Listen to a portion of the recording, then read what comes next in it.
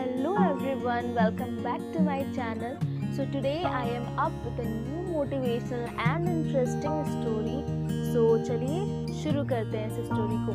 तो ये स्टोरी दो भाइयों की है और दोनों में बहुत ही ज़्यादा प्रेम था। जिनमें से जो बड़ा भाई था उसकी शादी हो चुकी थी, पर उसकी जो पत्नी थी ना वो बिल्कुल तेज स्वभाव की थी, मतलब कि थोड़ी झगड़ालू टाइप की थी। ओके, तो और उसे अपना देवर बिल्कुल भी पसंद नहीं था और वो हमेशा उससे झगड़ा ही करती रहती थी। एक दिन क्या हुआ, उनके घर में चोरी हो गई और जो चोर थे उनके मतलब कि जो बड़े भाई की जो पत्नी थी उसके सारे गहने चुरा कर ले गए। तो उसकी जो भाभी थी उसने सारा इल्ज़ाम अपने देवर पे डाल दिया कि इसी ने चोरी की होगी।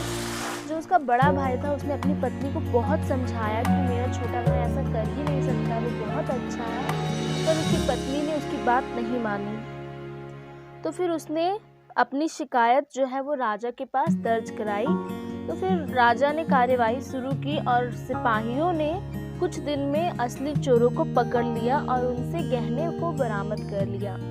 माल तो उनका मिल गया था, यानी जो गहने थे वो उसकी भाभी को मिल गया था, पर देवर के बच जाने पर भी वो मन महसूस कर रह गई। मतलब उसे अभी भी लग रहा था कि मैं इससे कैसे बदला लूँ। वो उसको बिल्कुल भी पसंद नहीं था और वो अपने साथ उसे नहीं रखना चाहती। वो हमेशा अपने देवर पर उल्टे सीधे आरोप लगाती रहती थी ताकि उसका पति अपने भाई को घर से निकाल दे।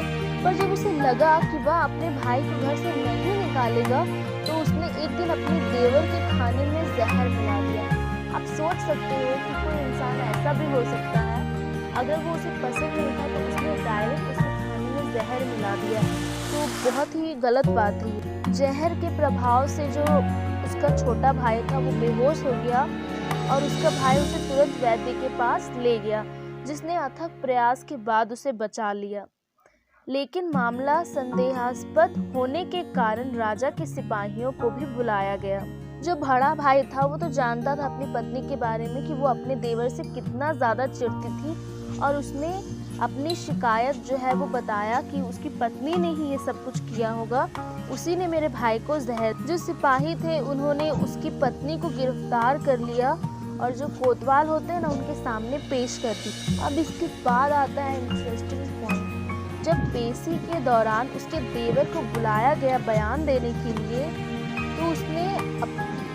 तो पता है फ्रेंड्स, उसने झूठी कसम खा करके भी अपना बयान दिया और उसने क्या कहा कि मेरी भाभी ने कुछ भी नहीं किया है, असल में मैंने ही आत्महत्या करने की कोशिश की थी। उसके बयान के आधार पर उसकी भाभी को तो छोड़ दिया गया, लेकिन उसे आत्महत्या करने की कोशिश करने के जुर्म में 6 मंथ की सज़ा काटनी पड़ी। अपने देवर के इस व्यवहार पर उसकी भाभी बहुत ही ज़्यादा सरप्राइज थी। उसे इस बात पर यकीन नहीं आ रहा था कि उसका देवर उसके बुरे बर्ताव का इस तरह अनोखा बदला लेगा। इस घटना के बाद अपने देवर के प्रति उसका व्यवहार बदल गया और वह उसे पुत्र की भांति स्नेह करने लगी।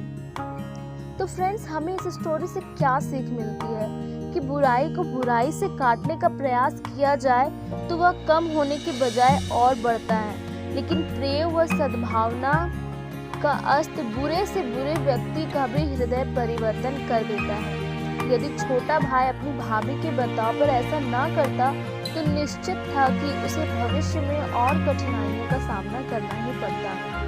तो कैसी लगी फ्रेंड्स आपको ये स्टोरी, मुझे कमेंट करके ज़रूर बताइए। और अगर आपको और भी मोटिवेशनल स्टोरीज सुननी है, जाननी है या फिर फैक्ट से रिलेटेड वीडियो देखने हैं तो प्लीज़ मेरे चैनल को ज़रूर सब्सक्राइब कीजिए और बेल नोटिफिकेशन भी ऑन कर दीजिए ताकि मैं जब भी वीडियो डालूँ वो आप तक पहुंच जाए। So good night friends and by two all of you.